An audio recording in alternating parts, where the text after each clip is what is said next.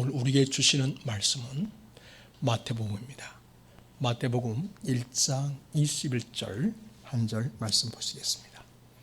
우리 앞에 보고 같이 말씀을 읽겠습니다. 시작. 아들을 낳으리니 이름을 예수라 하라. 이는 그가 자기 백성을 그들의 죄에서 구원할 자심이라 하니라. 아멘.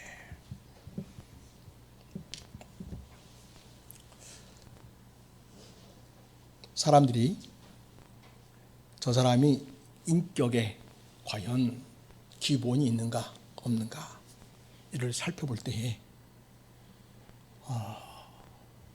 그 부모에게 어떻게 하고 있는가 이거를 보고서 참 사람 됐다, 아유 사람이 참 아주 못됐네, 이렇게 판단하는 나름의 윤리적인 기준을 가지고 있습니다.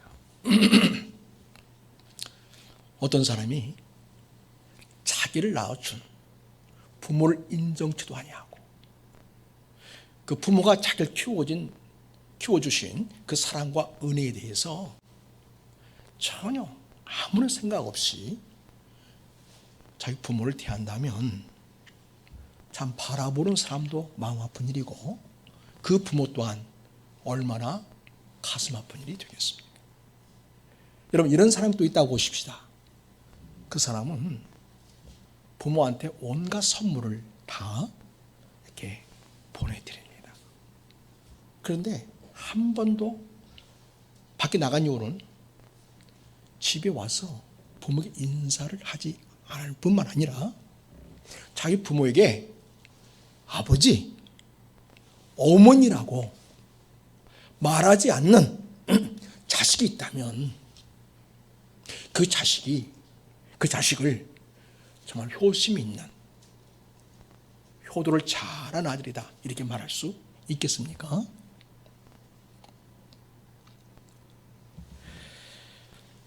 우리가 살아가면서 중요한 것 중에 하나는 뭐냐면 부모님을 부모로 알고 인정하고 부르고 그리고 그 어머니께 또 아버님께 마음과 정성을 다해서 효심을 보이는 것이라고 할 수 있겠습니다. 그런데 여러분, 육신의 부모에게 잘했다고 해서 인생의 본분이 다 완성된 것은 아닙니다. 왜냐하면 나를 이 세상에 육신으로 태어나도록 하신 역할을 하신 부모께도 잘해야 되겠지만은 원래 내가 이 세상에 오도록 계획하셨고 나를 그 어머니 모태에서 창조하셔서 이 세상에 보내주신 인류의 창조자이시며 이 세상에 나를 보내시고 또 우리를 보내주신 하나님을 알지 못한다면 이 사람은 아직 진정한 인간으로서의 본분을 다하고 있다 이렇게 말할 수 없을 것입니다. 오늘 말씀을 보면 아들을 낳으리니 그 이름을 예수라 하라. 이는 그가 자기 백성을 그들의 죄에서 구원할 자심이다 라고 오늘 말씀하시고 있습니다. 우리 하나님께서는 죄의 상태에 있는 인간들, 그래서 하나님의 엄중한 징계와 심판을 받아야 마땅하고 결국은 멸망할 수밖에 없는 인생들을 위해서 그들의 죄에서 구원하시기 위하여 예수님을 보내셨다고 이야기합니다. 그리고 그 태어날 아이의 이름을 예수하라 이름 지으라고까지 알려주셨습니다.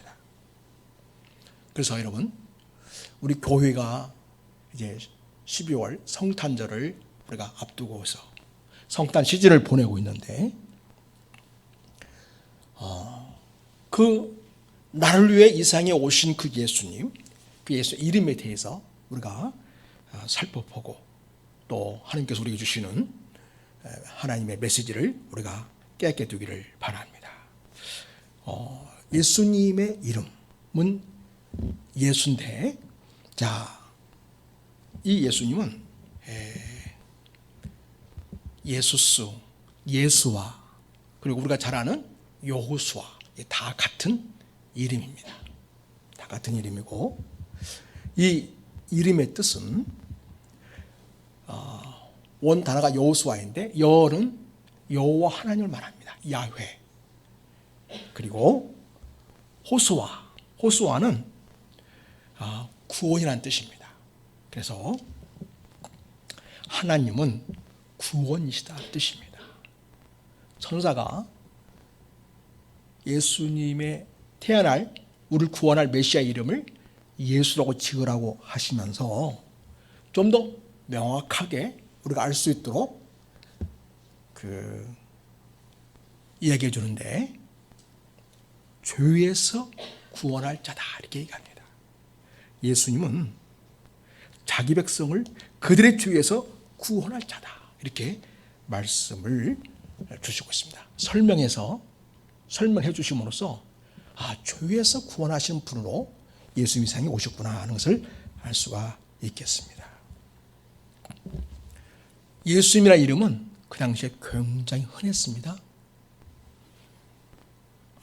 그래서 그 성경에 보면 가끔 나사렛 예수 이런 표현이 있습니다. 그렇죠? 왜 그렇게 했겠습니까? 예수의 이름이 흔하기 때문에 그 다른 예수와 구별하기 위해서 그 지역명을, 출신지 명을 붙여가지고 그렇게 부르게 된 것이죠. 또 그 당시에는 성이 없었어요. 이름에 성이 없어가지고 유대인들은 아버지나 삼촌의 이름을 그대로 물려받는 경우가 많았습니다. 최근에 사회 근처에서 발표된 어느 여인의 상속과 관련된 재판 기록이 있습니다. 그런데요, 재미있는 것은 남편의 이름도 예수고 시아버지 이름도 예수고 그 아들의 이름도 예수였던 것입니다. 고대 유대교의 변증서인 아리스테아스의 편지라고 하는 그 이야기에 따르면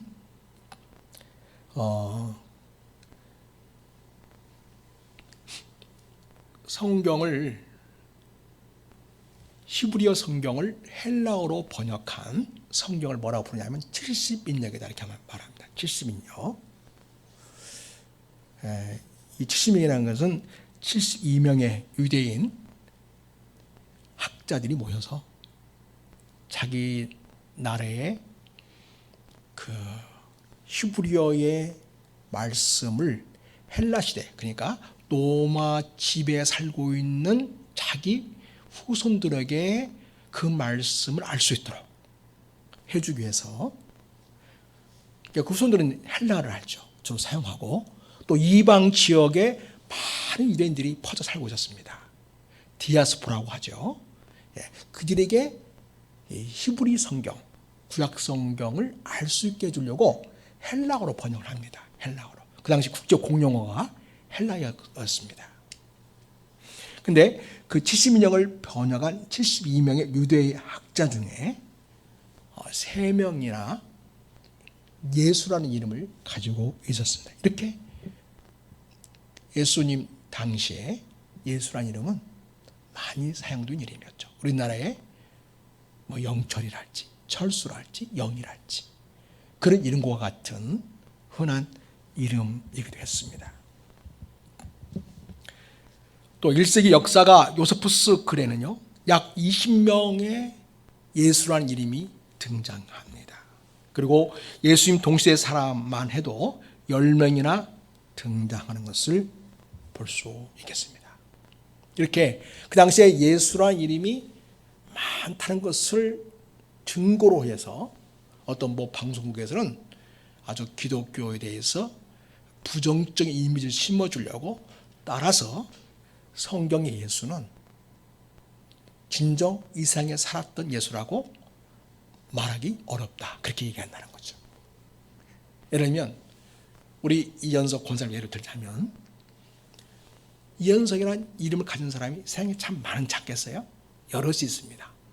그렇다고 해서 이현석 우리 권사님의 그 고유한 인격과 그 삶이 없다거나 없는 것을 하다거나 부정되는 것은 아니죠. 예. 이름은 다양하지만 바로 이름은 똑같지만 그 한 사람 한 사람의 그 정체성과 그의 삶은 부정될 수 있는 것이 아니죠. 많다고 해서 그 어떤 한 사람이 인생이 부정되는 것은 아주 잘못된 가설이고 잘못된 논리를 펴는 것이 알 수 있겠습니다. 그런데 그것을 방송 기자들이 그런 논리를 펴가지고 예수님이 이 세상에 오신 것과 그분의 하신 모든 것을 부정하려는 아주 의미할 목적으로 만든 프로그램이 전에 있었습니다. 참 못됐죠. 뻔한 거짓말을 말도 안 되는 논리를 펴서 하고 있는 것입니다. 자, 그런데 여러분 이제 예수님이라는 이름은 그 당시 흔한 이름이었구나.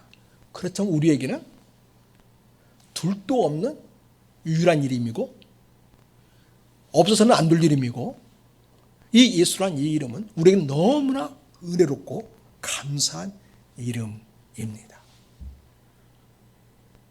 오늘 그 예수님이란 이름에서 하나님께서 천사를 통하여 알려주었듯이 그 예수란 이름은 자기 백성을 그들의 죄에서 구원할 자라는 뜻을 갖고 있기 때문인 것입니다. 그래서 예수란 이름은 여호와 하나님께서 자기 백성을 구원하시려고 어디에서? 죄에서 구원해 주시려고 이 세상에 보내신 하나님의 아들을 두신 분이구나 하는 것을 우리는 성경을 통해서 확인하게 됩니다. 그래서 여러분 예수란 이름은 요셉과 마리아가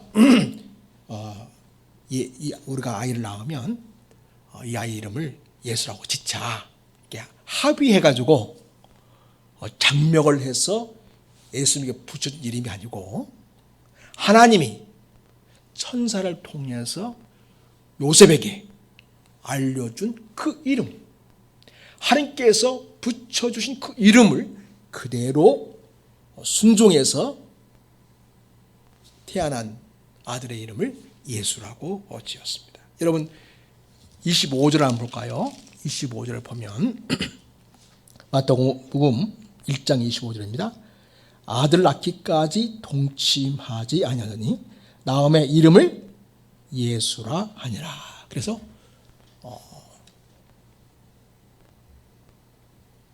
마리아가 배가 불러오는 것을 보고 요셉이 마리아를 사랑하고 그 인격을 존중해서 사회에서 매장되지 않도록 하려고 조용히 관계를 끊으려고 했죠. 그런데 하나님께서 천사를 꿈속에서 나타나게 해가지고 이렇게 이 아이는 하나님이 특별히 생에 보내시는 아이다. 그리고 마리아의 임신은 요셉과의 육신적 관계를 통해서 지금 잉태된 게 아니고 하나님께서 성령을 통하여 잉태하게 한 하나님의 아들이시고 우리를 죄에서 구원하실 분이시다는 것을 분명하게 알려주고 있습니다. 하나님께서 지어주신 그 이름대로 요셉과 마리아는 자기 아들의 이름을 예수라고 순종하여 지은 것을 보게 됩니다. 예수님은 이 땅에서 평생을 예수라는 이름을 가지고 살아가게 됩니다. 사실은 예수라는 이름 그 자체가 복음이지 않습니까? 우리를 죄에서 하나님께서 우리를 죄에서 구원할 부이시라는 거. 바로 그 자체가 우리에게 너무나 복된 소식, 복음이 되겠습니다. 그렇습니다. 우리 하나님께서는 이 세상에 멸망해야 마땅한 인생들을 구원해 주시려고 하나님이 당신의 주권을 가지고 절대 권력, 주권을 가지고 나사렛 예수 그리스도를 통해서 그를 믿는 자마다 죄에서 해방되는 건전해지는 그러한 은총을 베푸기로 하신 것이었습니다. 그래서 이 예수란 이름은 너무나 우리에게는 은혜로운 이름이 됩니다. 우리는 단순히 서양이나 이스라엘 사람들이 믿던 그런 고유한 종교를 믿는 것이 아닙니다. 예수님이 이 세상에 오신 것은 죄의 노예가 되어서 멸망당하는 인간, 모든 인간을 구원하시려고 이 땅에 직접 오신 그 예수님 우리가 믿는 것입니다. 또한 우리는 예수님을 믿는 믿음을 가질 때에 예수님은 저 2000년 전에 살았고 지금 나와 관계없는 분이거나 그저 서양사에서 또 근동 역사에서 활동했던 한 사람을 우리가 알고 그에 대한 지식을 얻는 것이 그런 수준이 아닙니다. 이 예수는 믿는 자에게 영원한 생명을 주시게 되고 영원한 생명을 소유한 하나님의 자녀들은 그 예수 생명을 통해서 그의 가치관이 변화되고 인생의 놀라운 변화가 나타나게 되고 그리고 그 예수님의 성품과 인격이 그 삶 속에서 체득화되고 체질화되는 놀라운 변화의 삶을 살아가게 됩니다. 그래서 과거 2000년 전의 예수로 끝나는 예수가 아니라 오늘 또 살아계셔서 우리와 함께 하시고 우리의 삶을 새롭게 변화시키시고 우리 인생과 삶을 놀랍게 이루어 가시는 그 이름, 바로 예수라는 이름이 되겠습니다. 사랑하는 여러분, 이 세계에 있는 모든 인생들은 다 죄 가운데 있습니다. 심지어 하나님을 믿는다고 하는 유대인조차도 하나님의 심판 아래 놓여 있습니다. 또한 하나님을 전혀 알지 못하는 모든 이 땅 인생들은 다 하나님의 심판 아래 놓여 있습니다. 왜냐하면 다 죄 가운데 있기 때문입니다. 아담과 하와가 범죄한 이후로 그 죄는 계속하여 우리에게 전수되어서 세대와 세대를 통하여 계속하여 그 죄의 물결은 강력하게 인생들 속에 흘러왔었고 또 계속 흘러가는 그런 상황 속에 있습니다. 어떻게 유대인들은 하나님의 심판을 받아야 될 상황 속에 있는가라고 하는 것입니다. 그들은 하나님을 아는 자들입니다. 그들은 성경이라고 하는 책을 가지고 있는 자들입니다. 구약 성경을 가지고 있었습니다. 그리고 그들은 하나님 세우신 제사장과 선지자와 왕을 가지고 있었습니다. 그들은 하나님의 택한 백성이라고 하는 성민이라고 하는 특별한 칭호를 가지고 있었습니다. 그럼에도 불구하고 그들 또한 하나님의 엄중한 심판을 피할 수가 없었습니다.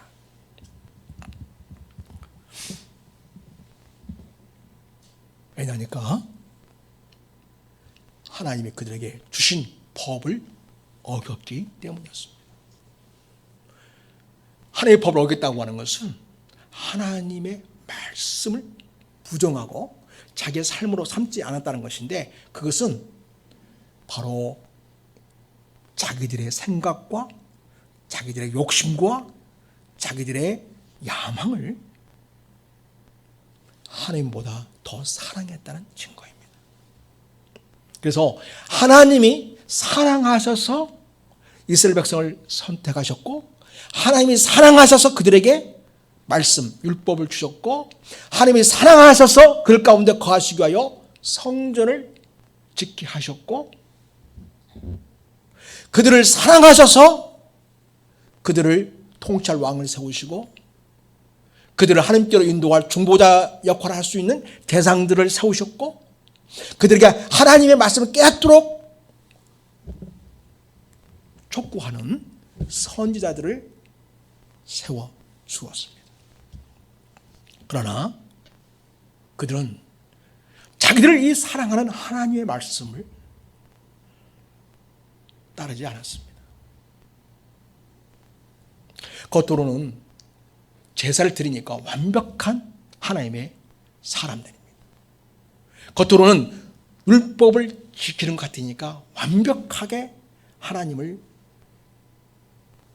믿고 순종하는 것처럼 보였습니다.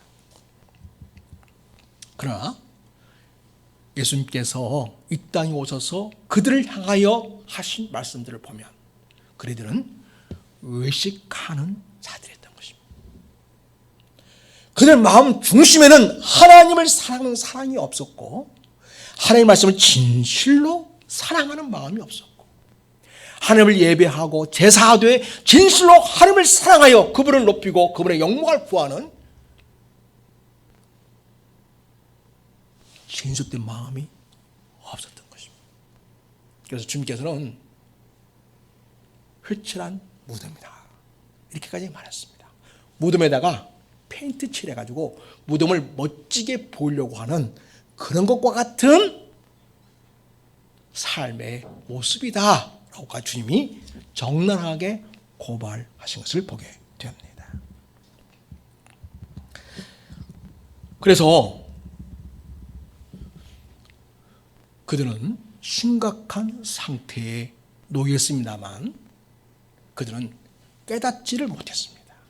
그냥 원래부터 하나님의 백성이고, 원래부터 율법을 가지고 있고, 원래부터 하나님의 자녀로 영원한 나라가 그들에게 주어진다고 그냥 그렇게 생각하고 왔던 것이죠.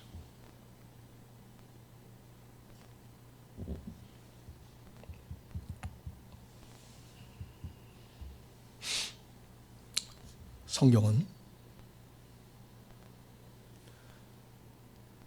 그들의 죄에 대해서 이렇게 얘기합니다.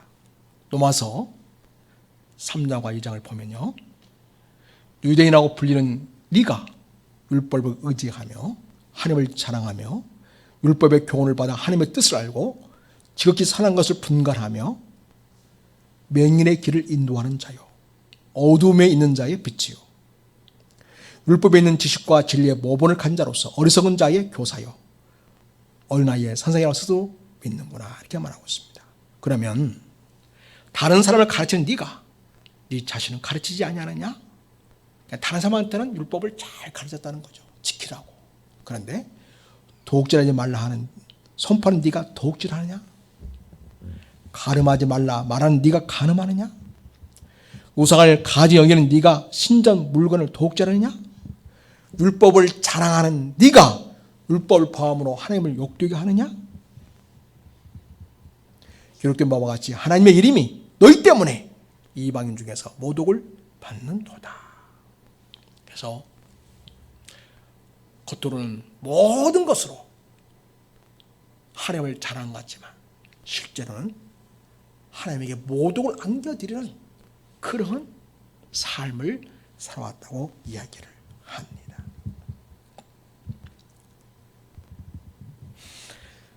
그러면서 사도 바울께서는 말하기를 무릇 표면적 유대인이 아니요 표면적 육신의 할례가 아니라, 유대인들은 내가 하나님의 백성이라고 하는 그 증거, 인침을 몸에 새겼죠. 그걸 할례라는 것이 통해서 했는데, 육신의 할례는 너희가 받아서 있는지 모르지만 진정한 마음의 할례, 이것이 너희가 없다 얘기합니다. 오직 인면적 유대인이 유대인이며 할례는 마음의 할지니. 생식기의 표피를 좀 떼어냈다고 해서 그게 진정한 할례냐? 진짜 네 마음에 하나님을 사랑하고 진정 하나님을 공경하는 제대로 마음이 있는 그런 마음으로 할례 받은다고 이야기하고 있습니다. 할례는 마음에 할지니 영에 있고 율법 조문에 있지 아니한다. 그리고 그 칭찬이 사람에게서가 아니오 다만 하나님에게 선이라. 그래서 사람들이 저 사람들 정말 하나님 앞에 마음과 직정성을 다해서 하나님을 섬기네, 이렇게 사람들에게 칭찬받는 겉모습이 있다는 거죠. 그런데 하나님이 그들의 마음 중심을 바라볼 때 정말 하나님을 사랑하고 하나님을 경외하는 그 중심이 빠져 있었다는 것을 지적하고 있습니다. 그래서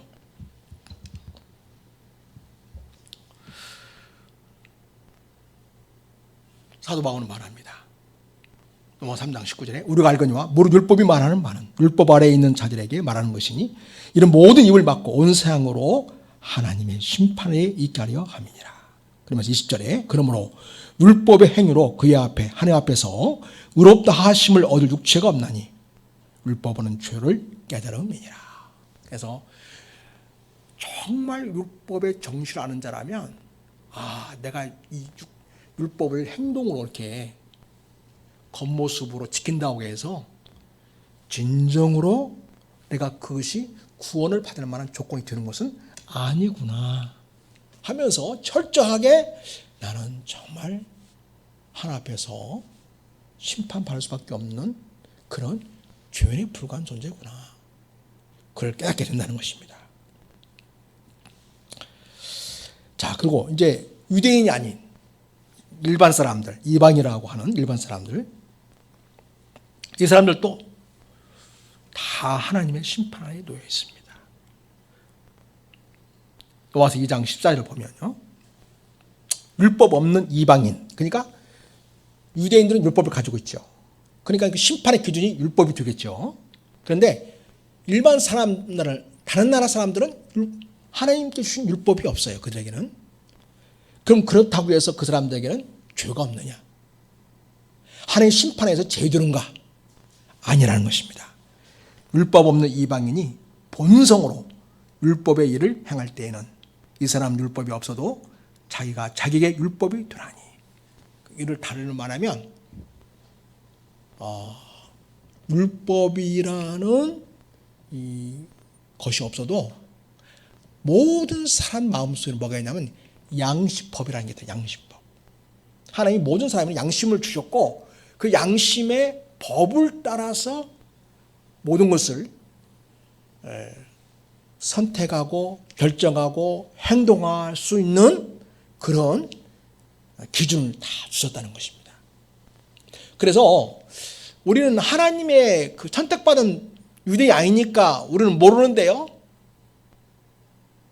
그러니까 우리는 하나님께 심판받을 이유가 전혀 없는데요, 이렇게 하나님께 항의할 수가 없다는 거죠. 왜냐하면 모든 사람에게는 다 그 본성에 양심법을 주어서 스스로 판단하고 결정하고 행동할 수 있는 그와 같은 기준을 주었다는 거예요.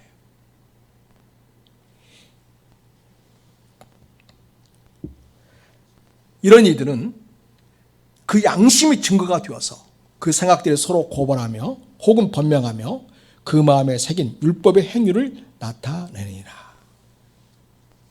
근데 솔직히 많은 경우에는 율법을 자기 양심을 따라 산다고 하지만 이 세상에 사는 사람들이 완벽하게 양심을 따라 그 법을 따라 살아내는 사람이 있을까요? 아무도 없습니다. 유대인이 갖고 있는 율법의 행위로 사람들이 의롭다함을 얻으려고 하지만은 그 율법을 완벽하게 지켜서 정말 자기가 의로운 사람인 것을 입증할 수 있는 사람이 있을까요? 아무도 없습니다. 따라서 성경은 결론을 내립니다. 의인 없나니 하나도 없다, 이렇게 결론을 내립니다. 다시 말해서 이 땅에 있는 모든 인간은 소망이 없는 인생들이라는 것입니다. 하나님의 엄중한 심판과 멸망만이 그들이 받아야 할 운명이라는 것을 우리는 인정하게 됩니다.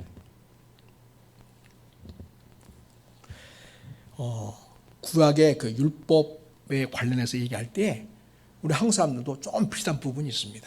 뭐가 있냐면 우리 한국 사람은 유교 영향을 많이 받았지 않습니까? 그래서 삼강오륜이 있지 않습니까? 삼강오륜. 삼강오륜에 의해서 사람의 행동을 규정하죠. 그래서 그거를 잘하면 괜찮은 사람, 그거를 못하면 군자가 아닌 사람이라고 하면서 그들이 정한 나름의 율법이죠. 그거에 의해서 사람의 옳고 그름과 사랑과 악함을 논하는데 그것이 절대로 완전한 기준이 될 수 없다는 것입니다. 나는 완벽하게 산다고 하는 사람일수록 되게 거의 완벽하게 착각하고 사는 경우가 많다는 것이죠. 왜냐니까 자기가 생각하는 기준에 자기를 거기에 비추어서 자기가 완전하다고 생각할 위험이 있기 때문입니다. 또 나름대로 완벽하게 산다고 하는 사람들은 자기 의가 있어요. 자기 기준이 얼마나 엄격한지 다른 사람한테 굉장히 그거에 대해서 자랑스럽게 생각하고 또 때로는 다른 사람을 심판하는 판단하는 기준으로 삼기도 합니다. 그러나 하나님 앞에서는 그 어떤 의로움도 구원의 조건이 되지 못합니다. 자, 그래서 이 땅에는 모든 인간들은 다 죄 아래에 있고 다 심판받아 멸망할 수밖에 없습니다. 하나님은 바로 이러한 소망 없는 인생들을 위해서 이 세상에 예수님을 보내십니다. 바로 오늘 우리가 읽은 본문에서처럼 하나님이 우리를 죄에서 구원할 자 그분을 보내시는데 이름을 뭐라고 지어서 보낸다고요? 예수라고 하는 이름을 지어서 보낸다고 한다는 것입니다. 그 이름 자체가 무엇입니까? 하나님이 여호와께서 우리를 죄에서 구원할 자라는 뜻을 가지고 이 세상에 오시는 분이라는 것입니다. 바로 이것이 우리 인생의 희망이고 소망입니다. 우리를 죄에서 구원할 자가 있게 된다면 다시 하나님과의 관계가 회복되어지고 하나님과 생명의 연합관계가 되고 하나님과 사랑의 관계가 회복이 되어지고 하나님과 친밀한 사귐을 누리게 되고 하나님의 자녀로서의 삶의 특권을 누리게 되면서 이 땅에 하나님의 뜻을 이루어드리는 인생으로 세워질 수 있기 때문입니다. 사랑하는 여러분, 그래서 하나님은 영접하는 자, 예수님이 말씀하셨어요. 첫 번째는 하나님이 세상을 이처럼 사랑하사 다 죽어 가운데 있는 하나님의 엄중한 심판을 피할 게 없는 자들, 그래서 멸망할 수밖에 없는 영원한 지옥불에 던져질 운명인 이 인생들을 위해서 이 세상을 사랑하셔서 누구를 주셨다고요? 독생자, 하나밖에 없는 아들이신 하나님을 이 세상에 보내주셨다는 것입니다. 그 이름이 무엇입니까? 그 이름이 예수님. 하나님이 세상을 이처럼 사랑하사 독생자를 주셨으니 이는 저를 믿는 자마다, 이는 왜냐하면 저를 믿는 자마다, 예수를 믿는 자마다 영생을 얻게 하려 하심이라. 영생이라는 것은 하나님과 관계가 회복되어서 하나님과의 풍성한 관계를 누리는 것을 말합니다. 그래서 우리를 사랑하셔서 이 세상에 보내신 예수를 믿는 자는 하나님의 자녀라는 특권을 갖게 됩니다. 또 예수님이 말씀하셨죠. 영접하는 자, 곧 그 이름을 믿는 자들에게는 뭘 주신다고요? 하나님의 자녀라는 권세를 주신다고 했습니다.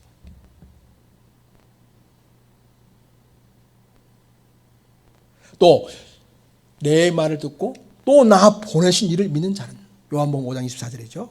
영생을 얻었고 심판에 이르지 아니하나니 사망에서, 그러니까 하나님의 심판 결과가 사망이죠. 사망에서 생명으로 하나님과의 연합 관계를 누리는 것이 생명이죠.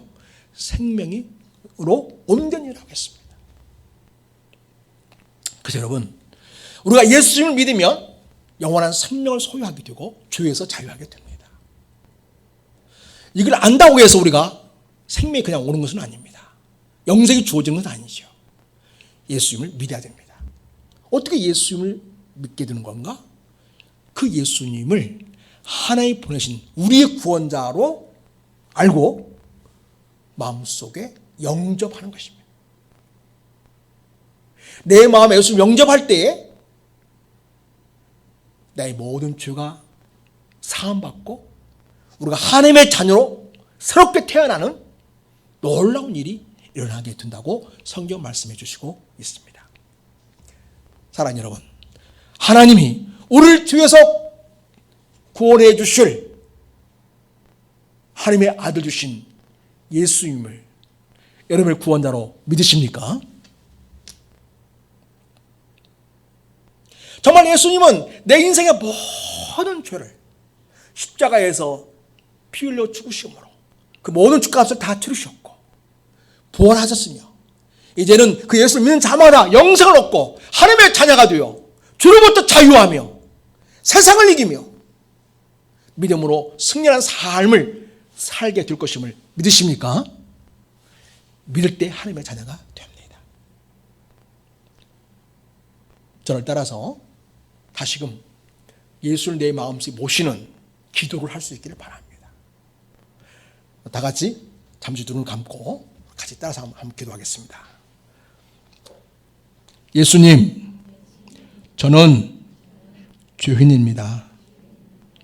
멸망받을 수밖에 없는 죄인인 것을 인정합니다. 이제 우리를 사랑하셔서 하나님께서 세상에 보내주신 예수님을 내 마음속에 영접합니다. 예수님, 내 마음속에 오셔서 영원토록 거하시옵소서. 예수님은 나의 구원자이시며 구원 주인이심을 믿습니다.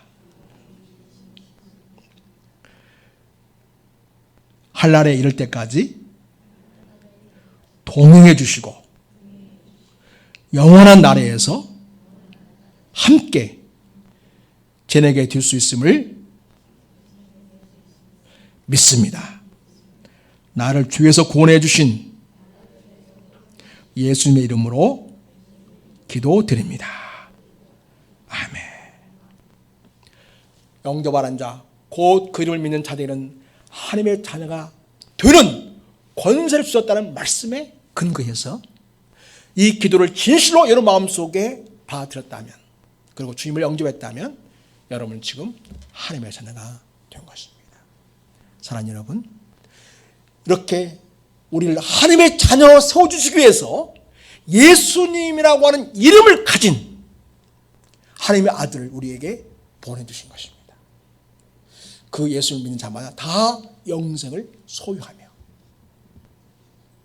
주에서 건진받아 영원한 생명을 얻고 영원한 하나님 나라에 들어가는 은총을 우리에게 허락하신 것입니다.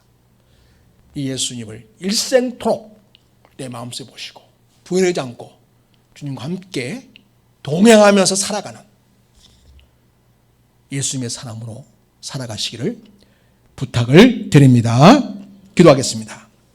하나님 아버지, 우리는 멸망할 수밖에 없는 인생이었으나 하나님 우리를 불쌍히 여기셔서 예수님 이 세상에 보내주심으로 그가 십자가에서 피 흘려 우리 모든 죄를 사하시는 은총을 주시니 감사를 드립니다.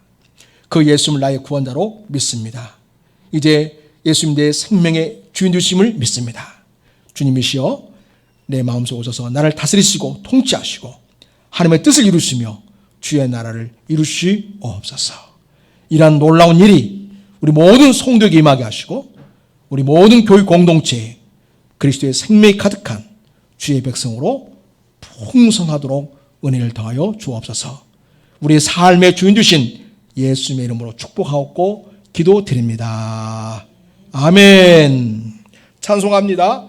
80